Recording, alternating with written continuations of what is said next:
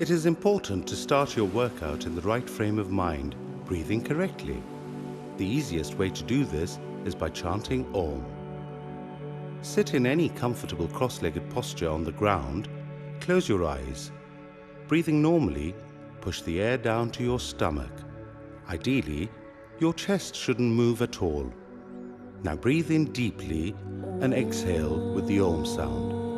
The first 3 seconds should be the vocalization of the O with your mouth open. Then close your mouth and let the sound continue for as long as your breath allows.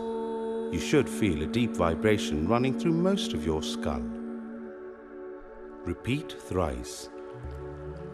Keep your eyes closed and remember to keep breathing normally in between the deep breaths before each Om recitation. Chanting Om calms you, focusing your mind inward.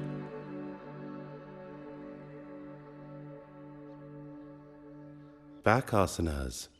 As a beginner, do not attempt to do more than 1 repetition for each particular asana. Later, with practice, you can go to 2 or 3 repetitions per asana, but never more than that. Shavasana, or corpse posture. Lie on your back, feet together and pointing outwards, arms by your sides. Close your eyes. Breathe in deeply. Increase the distance between your legs, feet still pointing outward, heels touching the ground. Place your arms so that they are not in contact with any part of the body, palms facing upwards.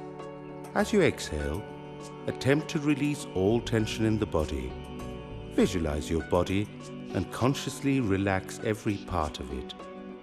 You can practice this asana at any time. More importantly, it completely rejuvenates the body. The Shavasana is also the default relaxation posture for all exercises performed on the back. Coupled with the Om recitation, it means that the body and the mind are ready for yoga. As beginners, it makes sense to relax for about 10 seconds after every single posture. Ardha Halasana with 1 leg, the half plough posture. From Shavasana, bring your legs together and your arms to your sides, palms facing downward. Start raising your right leg without bending your leg at the knee. Stretch your foot and your toes outward. Raise the leg to a 90-degree angle from the body and hold it there for as long as it's comfortable. Remember to keep breathing normally. Slowly release and bring your leg back to the floor. Repeat with the other leg. This is the Ardha Halasana, the half plough posture, because the body resembles the plough in the final position. It's excellent for the legs, the abdomen, and the lumbar region. It also tones the thighs and the calves and stretches out the hamstrings and the hips and increases blood flow to the kidneys, the pancreas, and the intestines. Relax. Breathe. Give yourself 10 seconds in Shavasana. Uttan Padasana, the raised legs pose. From Shavasana, bring your legs together and your arms to your sides. Place your palms under your hips. Start raising both your legs without bending them at the knee. Stop at 30 degrees from the floor and hold for 5 breaths.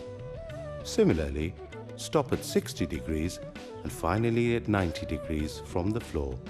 Hold for 5 breaths each time. Slowly release, stopping at both the 60 and the 30-degree mark. Remember to keep breathing. Uttan Padasana is very effective for the entire abdomen. It stretches out the thoracic cavity and the entire back.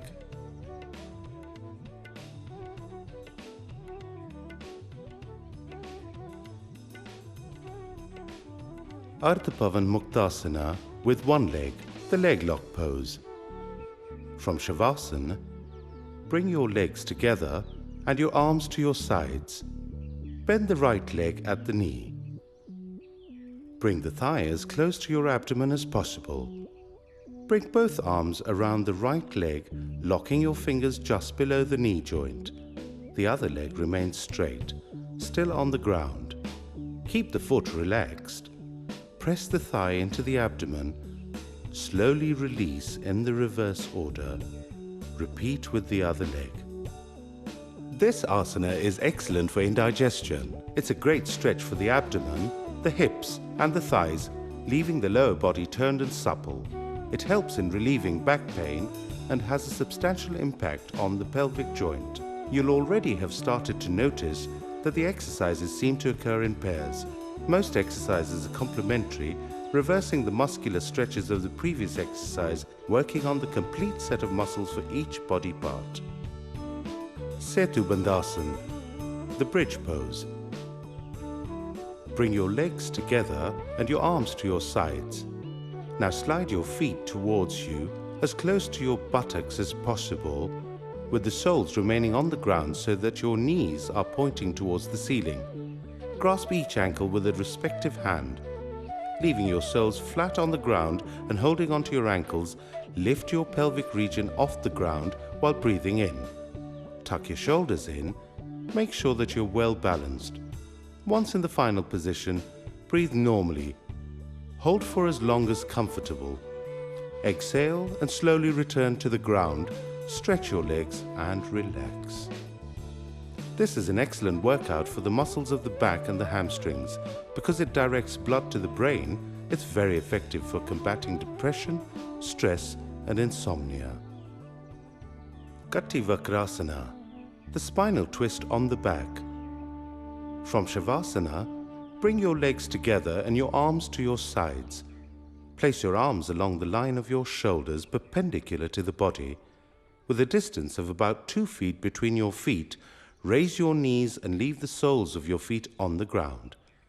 Twist your lower body to the right, attempting to get both the knees to touch the ground while turning your head all the way to the left. Hold. Slowly come back to the center with your knees and your head. Repeat for the other side. This asana gives you a great stretch all the way up the body and your spine in particular. It is a great help with the neck and back muscles and is excellent for the stomach. It's particularly effective in fighting the fat around your waist. Naukasana, the boat pose. From the base position on the ground, breathe in deeply. Raise both legs up, trying to bring them up as high as possible. Now raise both arms, keeping them straight, attempting to reach towards your toes. Attempt to bring your body as close to a 45-degree angle as possible without bending your knees or your elbows. Breathe normally. Hold. Gently exhale as you release. Take particular care that you avoid any jerky movements while executing this asana. Naukasana is one of the asanas that's excellent for fighting the fat around your waist. It's very good for the stomach, as well as strengthening the back and the leg muscles. It also helps in regulating the kidneys. It's very helpful in cases involving diabetes and dyspepsia. It also improves concentration. Chakrasana, the wheel pose.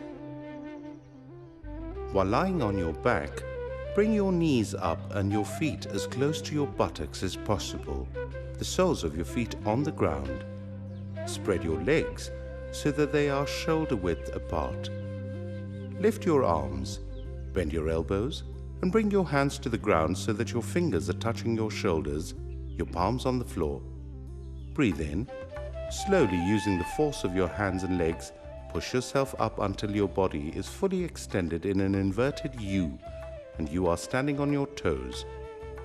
Feel the blood rush to your head and your lungs expand and fill up. Hold for as long as is comfortable. Breathe out and let yourself down slowly. Chakrasana literally translates as the wheel posture. This asana primarily focuses on the spine, giving it a complete stretch top to bottom. And because of the spinal stretch, the posture works on the nervous system, It also stretches out the chest, opening out the lungs, helping in deeper and more controlled breathing. It is excellent for the stomach, and because of the increased blood flow to the lower back, helps in regulating the kidneys. It is excellent for the heart as well, because it stretches the aorta. It obviously also tones and builds the muscles of the hands and the feet. Asanas on the stomach. As a beginner, do not attempt to do more than one repetition for each particular asana. Later, with practice, you can go to 2 or 3 repetitions per asana, but never more than that. Lie on your stomach, legs straight, your feet resting easily, slightly apart. Keep your arms by your sides. In neutral position, keep your head turned to one side. Makrasana, the crocodile pose. This is the relaxation pose for all exercises performed on the stomach. Lie prone on the floor, spread your legs wide with the toes pointing outwards and the heels pointing inwards to touch the ground. Bend your right elbow and place your right palm in the crook of your left arm. In the same way, the left palm goes to the crook of the right arm. Place your forehead on your arms, providing support for the neck. Relaxation in this pose is good for stress-induced diseases. Ardha Shalabhasana with one leg, the locust pose. In the base position on your stomach, slide your hands under your thighs, palms up. Inhale slowly and then raise the right leg off the floor as high as possible. Try and keep the leg straight without bending the knee or transferring weight onto the other leg, or by lifting the pelvic region off the ground. Hold the posture for as long as you can hold the inhaled breath, and then slowly return the leg to the floor while exhaling. Ardha Shalabhasana helps in developing the quadriceps and adds tone to the abdominal muscles. It stimulates the stomach, the lower back and the intestines, helping strengthen the bladder and stretching the spine.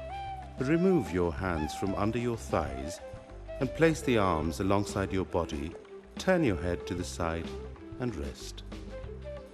Bhujangasana, the cobra pose.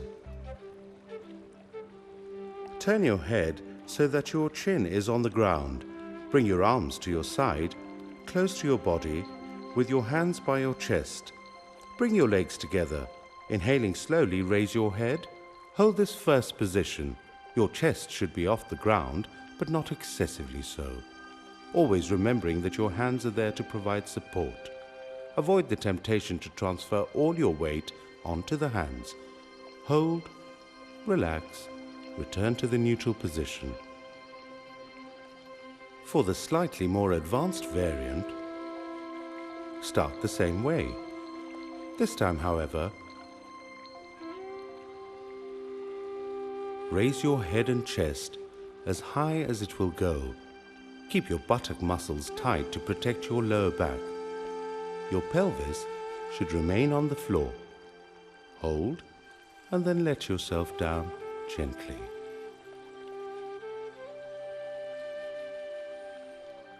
The cobra pose stretches the spine, strengthens the back and arms, and opens up the lungs and the thoracic cavity. It's great for the neck.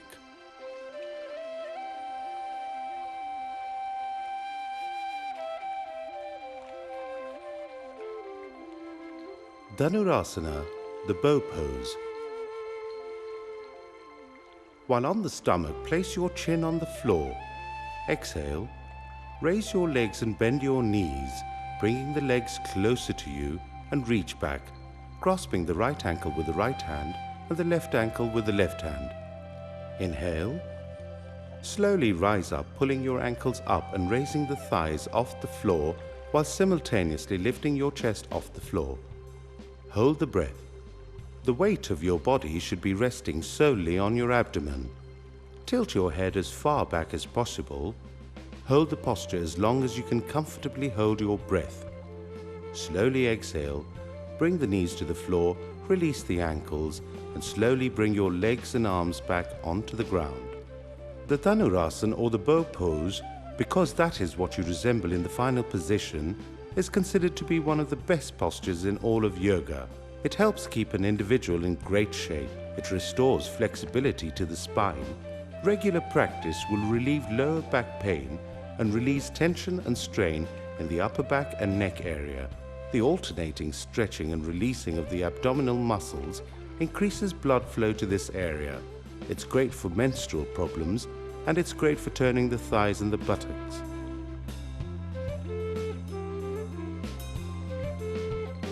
Return now to Shavasana for 30 seconds, allowing your body to relax completely.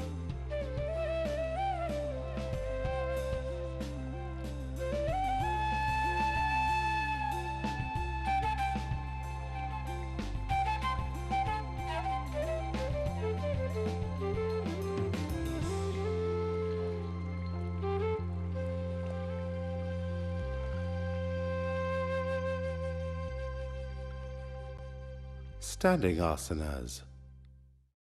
As a beginner, do not attempt to do more than one repetition for each particular asana. Later, with practice, you can go to 2 or 3 repetitions per asana, but never more than that. Tadasana with finger lock, the palm tree pose. Standing upright with your back straight and a slight distance between your legs, lock the fingers of both your hands and raise them as one unit above your head. Continue to try and reach upwards with your hands. Breathe in, rise to your toes. Breathe normally, hold the posture. Feel the stretch through every section of your body, even through the top of your head. Reverse the process on the exhale and watch your breath as it passes down from your head through your chest and stomach, legs and feet. Relax and then repeat. The focus here is on the straightness of the posture one holds, improving balance, self-awareness and breathing. Simple Prishtasana, backward bending. This is a variation of the first of the standing postures. Broaden your base by placing your feet about shoulder width apart. Make sure you are comfortable and balanced. As you breathe in, place your arms on your waist. Now bend backwards as far as you can. Use the hands as support. Be very careful not to overbalance. Exhale and return to neutral position. Although deceptively simple, this little exercise helps greatly in flexibility, conditioning the spine and the spinal muscles, and in breathing better. It also prepares the body for all standing asanas. Padhastasana, forward bending. From the base position, with your feet apart again, raise your arms straight up. Bend backwards slightly. As you exhale, allow yourself to bend forwards, starting first from the waist, then your neck and finally your head. While bending, push your hips back slightly. Touch your toes. It's okay to bend your knees if you're a beginner. Breathe in, rise and return to the neutral position. Repeat. This asana is excellent for the legs and the knee joints. It helps in loosening abdominal fat and increasing the supply of blood to the brain. These may seem like a very simple keep fit type exercise, but they really work. By now you'll also have noticed that the workout functions in a kind of widening cycle, adding new muscle groups, but it keeps working on most things simultaneously.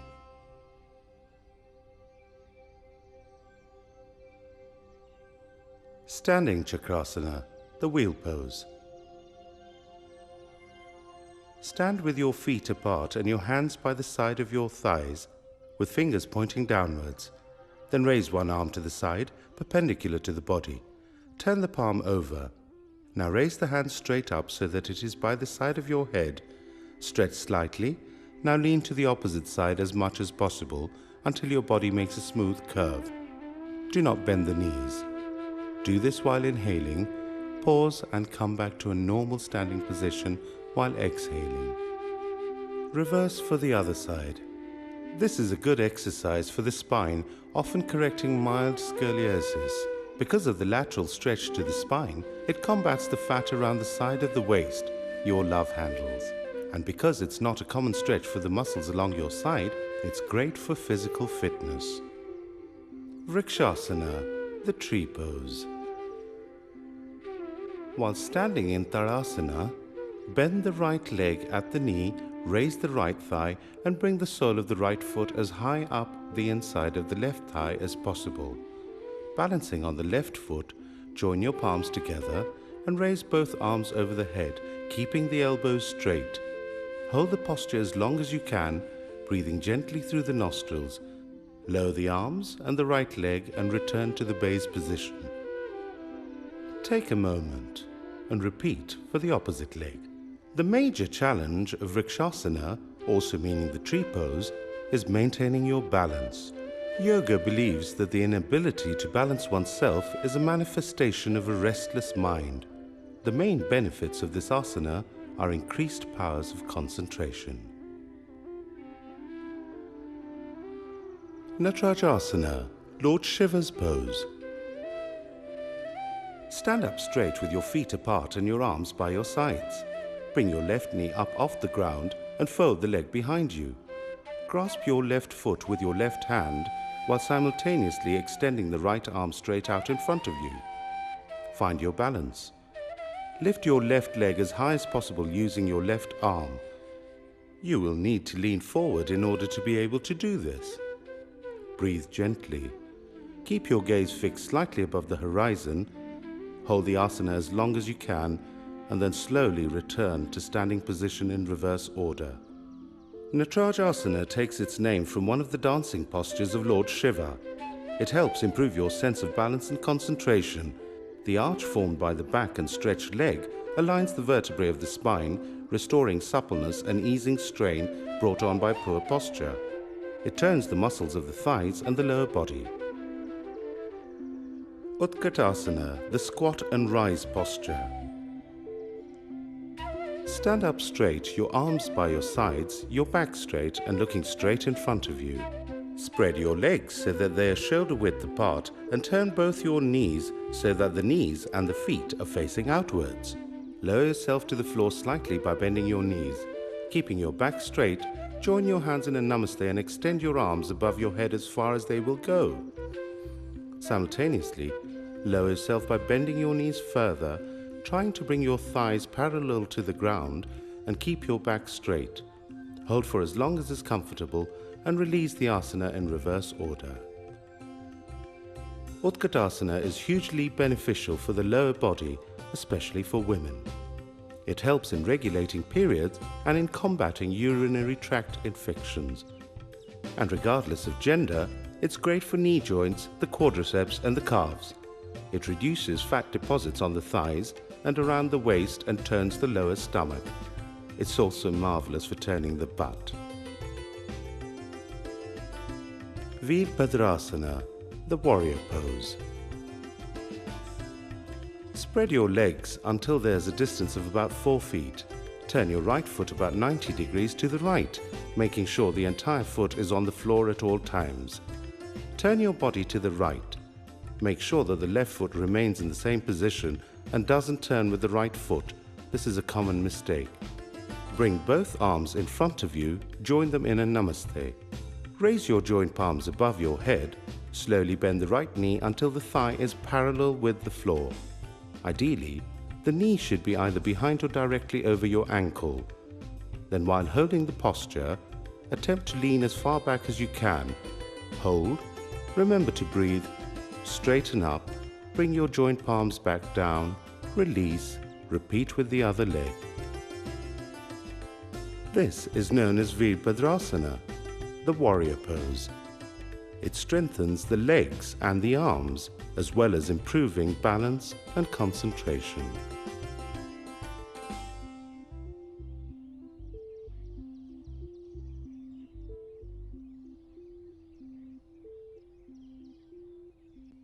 Sitting asanas. As a beginner, do not attempt to do more than one repetition for each particular asana. Later with practice, you can go to 2 or 3 repetitions per asana, but never more than that. Vajrasana, the thunderbolt pose.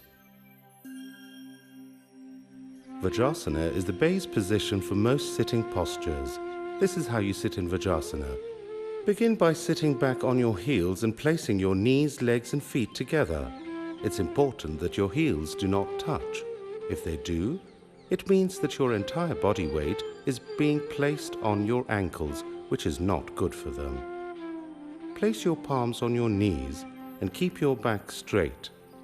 Vajrasana is excellent for your legs and your digestive system. It is also one of the meditative postures. For example, one can chant Om in this posture as well. Parvatasana, the mountain pose. Sitting in Vajrasana, join the palms together in front of the chest. Raise the joined palms above your head as straight as possible. Your biceps should ideally be touching your ears. Now, stretch yourself as high as you can without your buttocks ever losing contact with your heels. Hold. As you relax, bring your still joined palms back in front of your chest before allowing your arms to return to your sides or rest on your thighs. Parvatasana means the mountain pose because you resemble the peak of a mountain. Another simple asana, it has multiple benefits. It helps in adding to the spine's flexibility, and because of the sitting position, aids the lower back greatly. It's great for the thoracic cavity, the neck and shoulders, and the cervical vertebrae. Shashankasana, the hare pose. Sit in Vajrasana. Spread your knees till there's about a foot's distance. Inhale. As you exhale, bend the top half of your body forward from the hips. Stretch your arms out so they rest shoulder width apart on the ground in front of you. Relax your elbows so your arms are completely tension-free. Rest your forehead on the floor in front of your knees and bring your buttocks as close as you can to your heels. Hold and repeat. Shashankasana helps calm an overactive mind. It brings fresh blood and oxygen to the head. It also tones the groin and the thighs and is the relaxation pose for all sitting asanas. Ustrasana, the camel pose. Sit up in Vajrasana, onto your knees, spreading them apart slightly. Reaching back, grasp the left ankle with the left hand and the right ankle with the right hand and stretch, arching the back and thrusting the abdomen forward. Tilt the head as far back as possible. Breathe gently. Exhale and return to the kneeling position. The Ustrasana, like the Dhanurasana, is a powerful posture for stretching the spine, back muscles, shoulders and arms. It is best practiced later in your asana routine when most of your muscles are limber. Lean forward gently and touch your forehead to the ground. Relax. Marjariyasana, the cat pose. This is really two poses, one flowing into the other. Begin on your hands and knees. Place your hands slightly in front of your shoulders, your legs about hip width apart. As you inhale, tilt the tailbone and pelvis up. And let your spine curve downward, dropping the stomach low and lifting your head up. Stretch gently. As you exhale, reverse the spinal bend, tilting the pelvis down, drawing the spine up, and pull the chest and stomach in. Repeat several times, transiting smoothly from one to the other.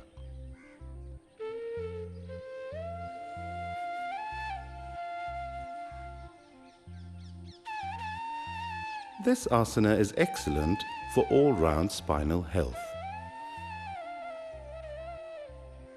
Vyagrasana, the tiger pose. In the first of the cat poses, when the spine is curved downward, inhale and raise the right leg. Bend the right leg back to create as much of an arch as possible. The sole of your right foot should be pointing towards and parallel to your neck, which is tilted up. Hold.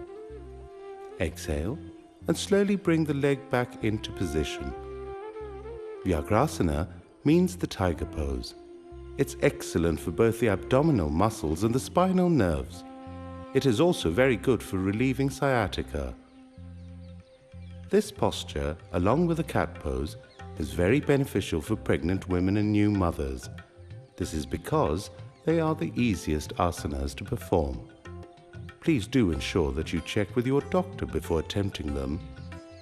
Both asanas help ease, stretch, and turn the vaginal passage after delivery.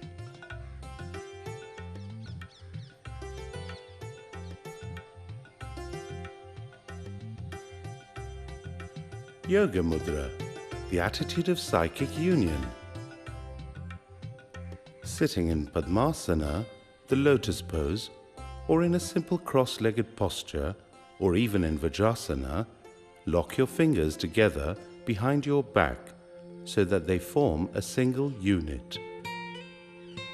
Slowly bend forward, starting from the waist, then the back, and finally the neck until your forehead touches the ground. Hold, and then slowly sit up again. This is an excellent workout for the abdominal muscles and aids in increased overall flexibility.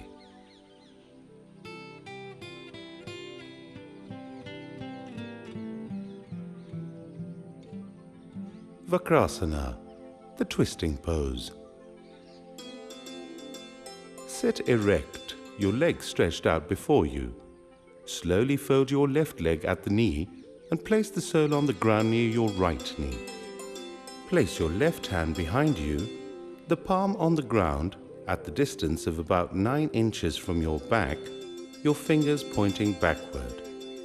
Then place your right hand on the outside of your left leg, the lower down the better. Turn your upper body to the left, as if you're trying to peer directly behind you. Hold. While returning to the original position, first bring your neck back, then your right arm, then your left arm, and finally stretch the leg out before you. Reverse the process for the other side.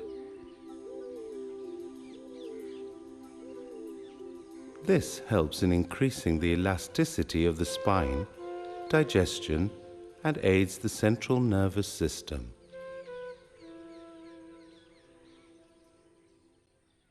Neck and shoulder exercises. As a beginner, do not attempt to do more than 1 repetition for each particular asana. Later, with practice, you can go to 2 or 3 repetitions per asana, but never more than that. Brahma Mudra, Lord Brahma's pose.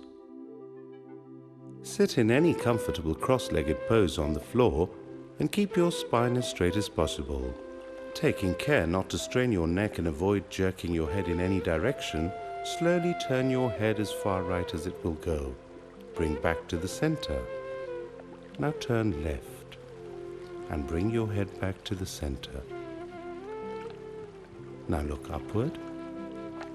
Bring your head back to neutral position.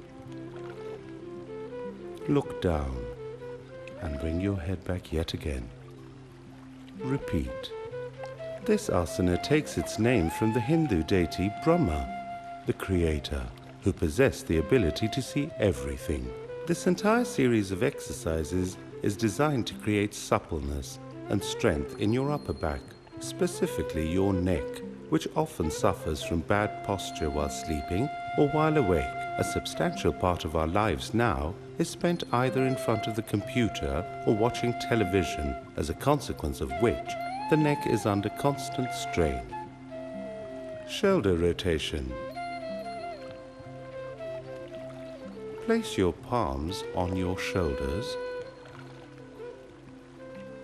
Now rotate your shoulders, first clockwise,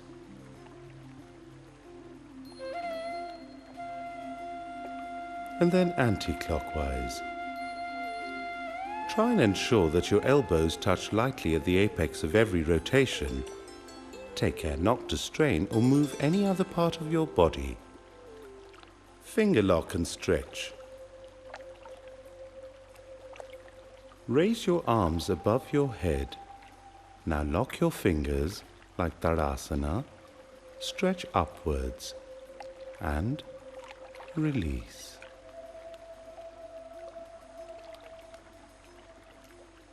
Finger lock behind the neck.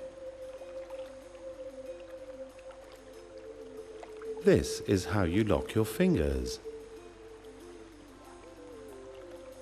Now place the locked fingers behind your neck and try and push your elbows as far back as they will go. This is very good for the thoracic vertebrae.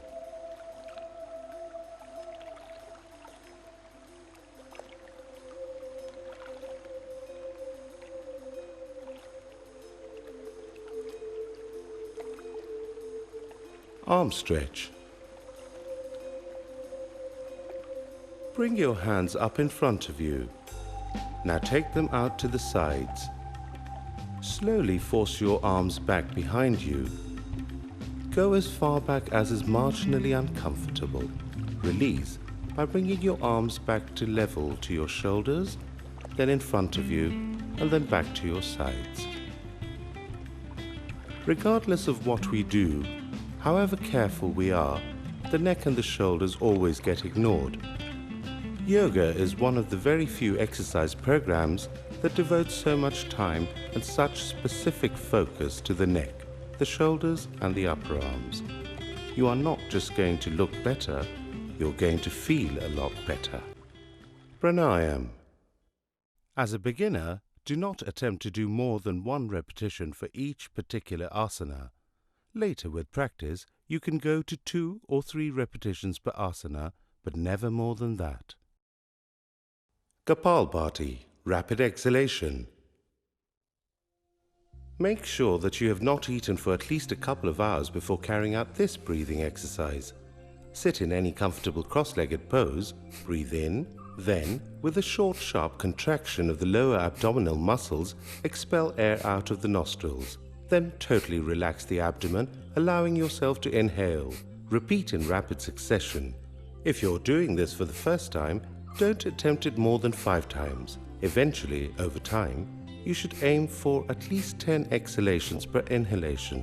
Don't try more than 3 sets. Keep the rest of your body as relaxed as possible.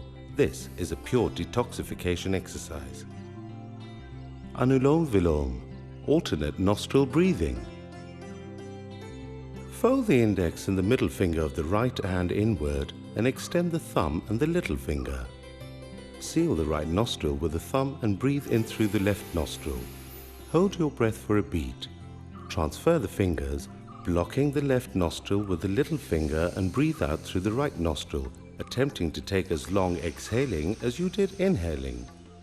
Pause for a beat and now breathe in through the same right nostril. Hold for a beat. Transfer the fingers again, breathing out through the left nostril this time. This is 1 cycle. You should aim to do 5 at the very least. Not only does this ensure that you are breathing clearly through both nostrils, but radically enhances the supply of oxygen to the brain. It's excellent for sinus patients and works surprisingly well at calming oneself down. It is also an excellent preparation for meditation.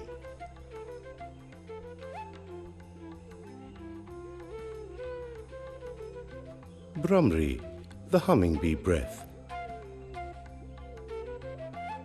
The point of this pranayam is to hum like a bee, setting up a deep vibration in your skull. Cover your eyes and block your ears. This will give you a far stronger sense of the vibrations. The hum is achieved by chanting Om without vocalizing the O. This helps calm and focus the mind, but because it also vibrates the throat strongly, it has a profound impact on the thyroid gland, increasing metabolism, balancing hormonal secretion, and helping serotonin release.